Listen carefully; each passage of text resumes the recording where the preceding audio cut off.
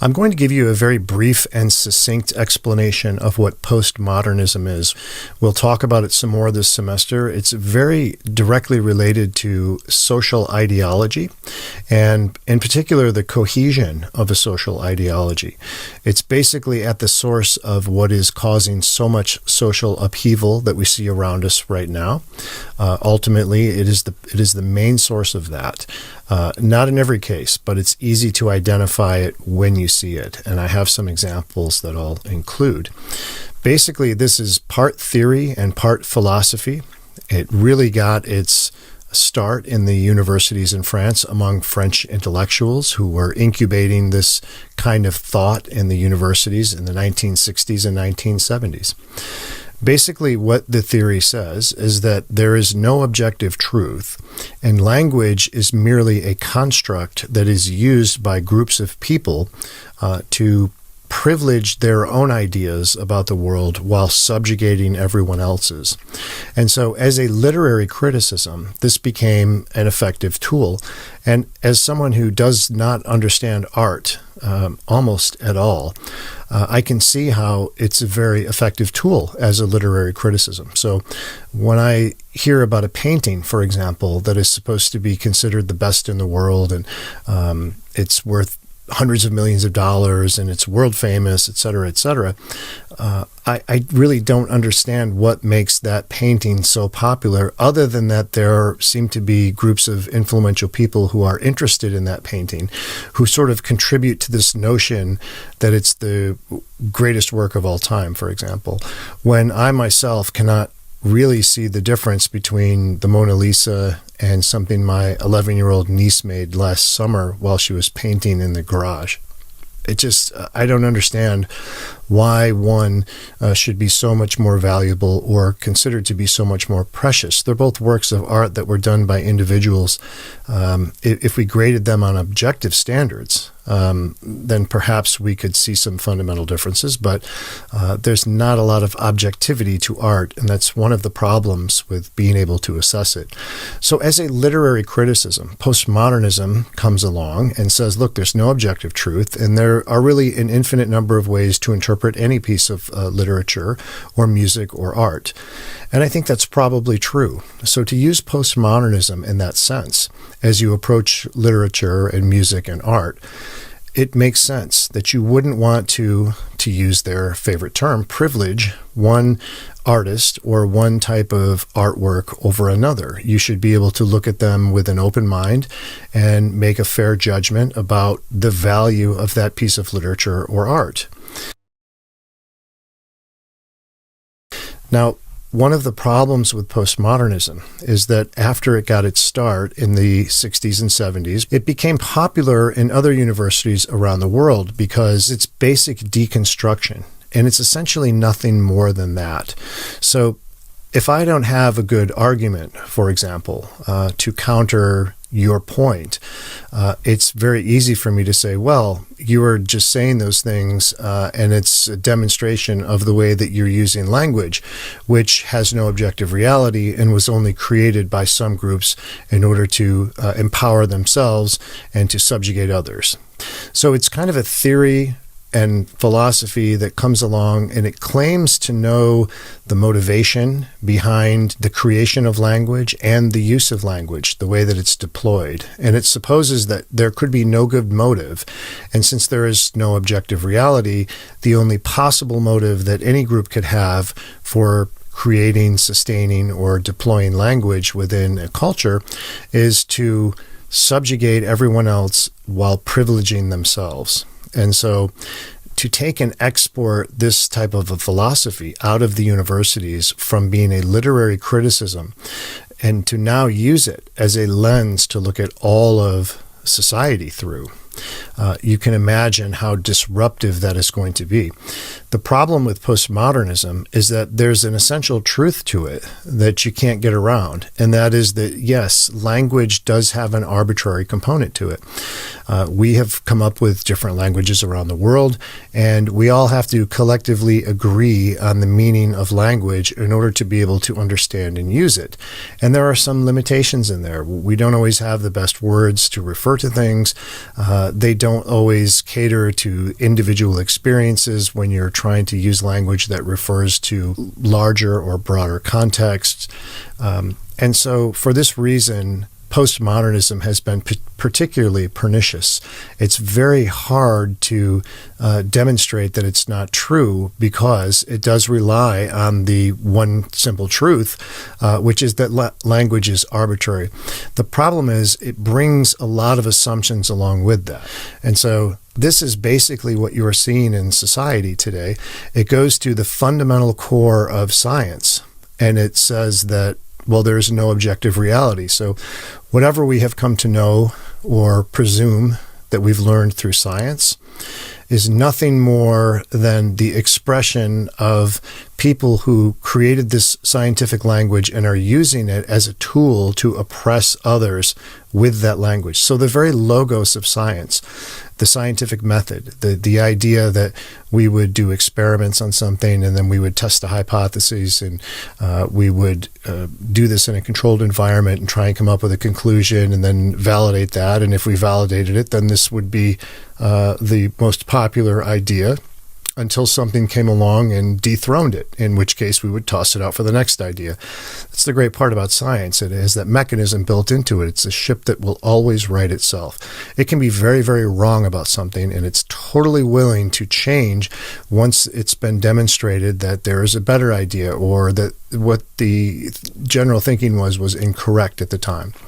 So basically, postmodernism was moved from being a literary criticism, and now it is being exported by the universities onto all of society as a social theory. So when you see groups of people in the United States, for example, who are now vying for power in different ways, you have different groups of people who are claiming to have different grievances, and they're even speaking different languages.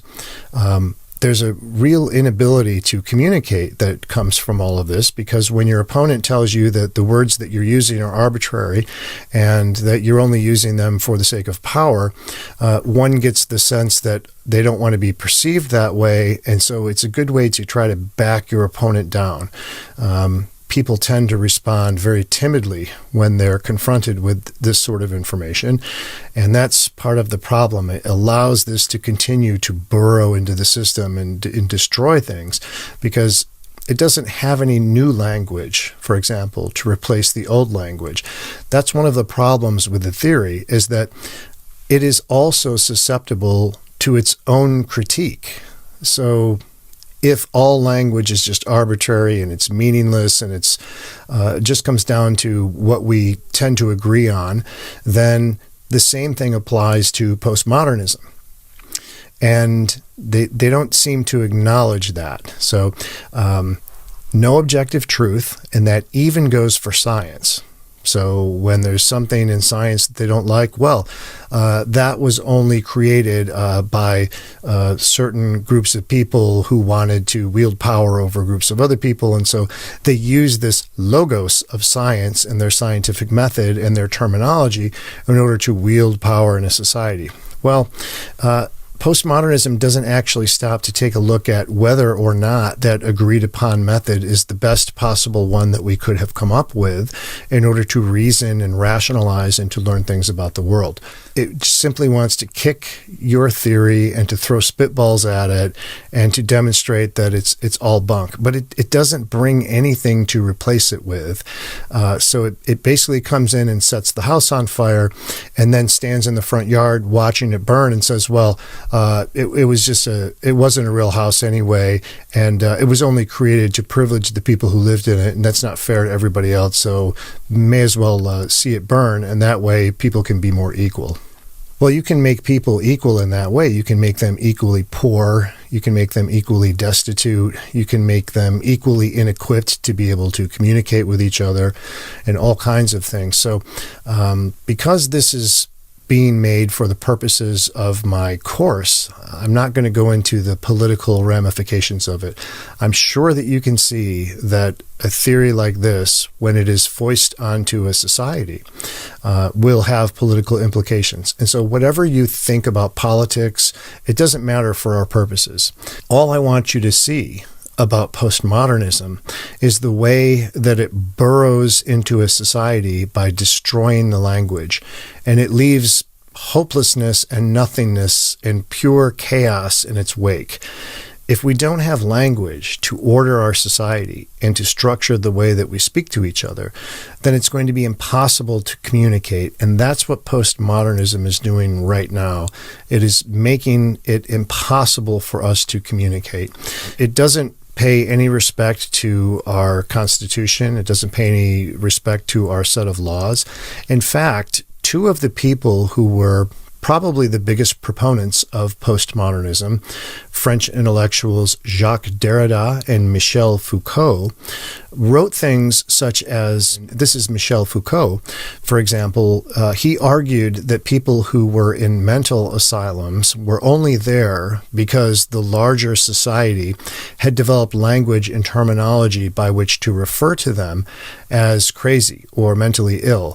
And so this was used as nothing more than a power move by people in society who happen to outnumber others in order to classify them as crazy and have them sent to asylums.